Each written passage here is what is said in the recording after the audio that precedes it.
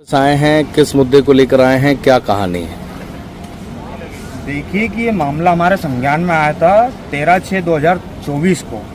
रात्रि के समय दो पक्षों में विवाद हुआ था। मामूली बात को लेकर, कुछ दुकान लगाने की बात को लेकर विवाद हुआ था। दो पक्षों के, दो परिवारों के विवाद को कुछ असामाजिक तत्वों ने जाति, संप्रदाय और धर्म का आड़ लेकर उस चीज को बढ़ा चढ़ा के पेश कर दिया। हमारा पीटी दोनों तरफ से हुई।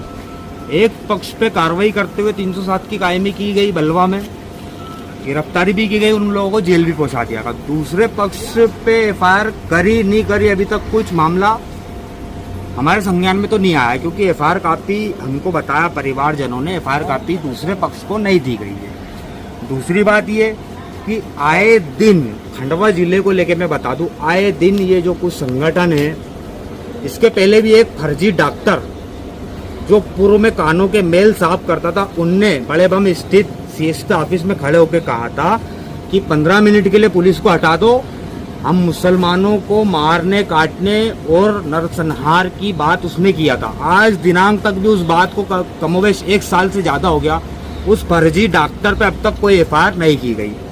तो इन जैसे नफरती चिंटुओं को किनका संरक्षण है?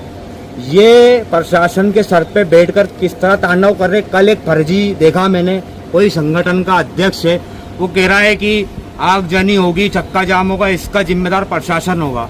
बेटा, ये देश संविधान से चलता है।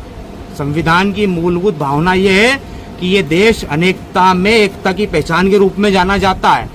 तुम किसे देशद्रोह कह रहे हो? आप भीड़ ले जाके कह रहे हो देश के गद्दारों को गोली मारो, सालों को। क्या एक विशेष पक्ष को, विशेष समुदाय को, विशेष धर्म जाति के लोग को गद्दार कहना उचित है? बजरंग दल की परिभाषा में देशभक्ति का परिणाम किस आधार पे दिया जाता, हमें बताओ। हम बजरंग दल के ऑफिस जाएंगे और हम भी देशभक्ति का सर्टिफिकेट मंगवाएंगे। क्या क्या उसमें डॉक्यूमेंट लगेंगे? आप हमें डायरेक्टली एक समुदाय को देशद्रोह कहते हो। इसका इफेक्ट हमारी जनमानस की भावनाओं पर, हमारे कारोबार पर, हमारे बच्चों पर, पढ़ाई पर, लिखाई पर, हमारी बहन बेटियों पर क्या पड़ेगा? आप सोचो किस तरह की नफरती विचारधारा को परोसा जा रहा है, बांटा जा रहा है। तुम्हारे बाप का मुल्क है। इस देश को आजाद कराने में जितना योगदान हिंदू समुदाय का है, उतना ही योगदान मुस्लिम समुदाय का है। इनकलाब जिंदाबाद का नारा देने वाले का नाम हसरत मोहानी है। तिरंगे को डिजाइन देने वाली एक मुस्लिम महिला थी। सारे जहां से अच्छा हिंदुस्तान हमारा, तराना हिंद लिखने वाला अल्लामा इकबाल है। आप कैसे कह सकते हो देशद्रोह में? हमेशा हमारी आइडेंटिटी पे, हमारी आइडियोलॉजी पे सवाल खड़ा किया जाता है। मामूली वाद विवाद हुआ, प्रशासन ने झगड़ा हुआ, कायमी हो गई, जेल पहुंचा दिए। तुम इतने बड़े सुरमाओं की मीडिया के माध्यम से तुम कहते हो देश के गद्दारों को गोली मारे, सालों को। कितनी गोलियां मारोगे? हमारे सीने हाजिर है। इस देश की अखंडता और एकता के लिए कल भी सीने पे गोली खाई थी और आज भी खाएंगे। हिम्मत तुम में होना चाहिए। बताओ किस चौराहे पे गोली मारोगे? हम सीने लेके हाजिर हो जाएंगे। अगर हम पर गोली चलाने से तुम्हारा गुस्सा शांत होता है तो हम गुस्सा तुम्हारा शांत करने को तैयार है, लेकिन इस तरह की विचारधारा को खंडवा जिले में, हमारे प्रदेश में और देश में नहीं पनपने देंगे हम। आज एसपी साहब से मुलाकात हुई, क्या बोले? एसपी साहब से मुलाकात हुई, हमने यही सब बातें बताई कि साहब वर्षों से स्थायी लोग वहाँ पे निवास करते हैं, दो पक्षों में विवाद हुआ है, आपसी झगड़ा हुआ, मारपीट हुई, मारपीट की धारा भी लगा दी, जेल भी पहुंचा दिया। अब ये कौन सी बात होती है कि देश के गद्दारों को गोली मारो, सालों को? क्या ये देश के गद्दार है? क्या मेरी बहन बेटी है, ये चाचा है, ये देश के गद्दार है? इनकी औलादे देश के गद्दार है? क्या देश विरोधी काम हुआ है? बताओ आप, क्या देश विरोधी काम हुआ है? एक काम बता दो। हम इस देश के बाय चांस नहीं, बाय चॉइस हिंदुस्तानी है। हम यहाँ के मूलभूत नागरिक है। हम यहाँ के बाइज्जत शहरी, हम दोयम दर्जे के नागरिक नहीं है। हमेशा हमारी पहचान पे सवाल उठाया जाता है। कब तक हम इस चीज को बर्दाश्त करेंगे? हमारी आने वाली पीढ़ी हमसे सवाल पूछेगी, क्या हम हिंदुस्तानी नहीं है? क्या हम घुसपैठी है? हमारा इस देश के संविधान पर उतना ही अधिकार है जितना कि दूसरे संप्रदाय, जाति, धर्म के लोगों का है। हम इस देश के बाइज्जत शहरी, हम दोयम दर्जे के नागरिक नहीं है।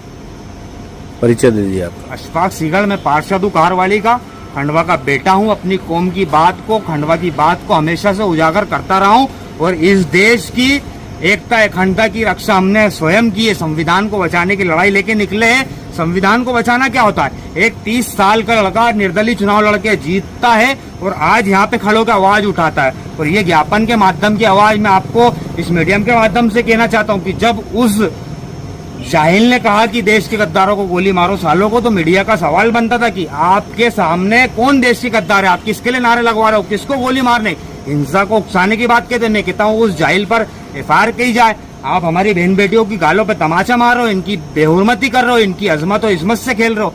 कब तक इस तरह के मामलों को बर्दाश्त किया जाएगा? कुछ मामला हुआ तो गांव में बैठ के मामलों को निपटारा किया जाए। क्या मुसलमानों का उस गांव से पलायन किया जाएगा? आपको जब संतुष्टि मिलेगी, क्या हम रहे नहीं, व्यापार नहीं करें? आपको क्या दिक्कत है? हमारे पहनावे से दिक्कत है, हमारे खाने से दिक्कत है, हर चीज से दिक्कत है आपको।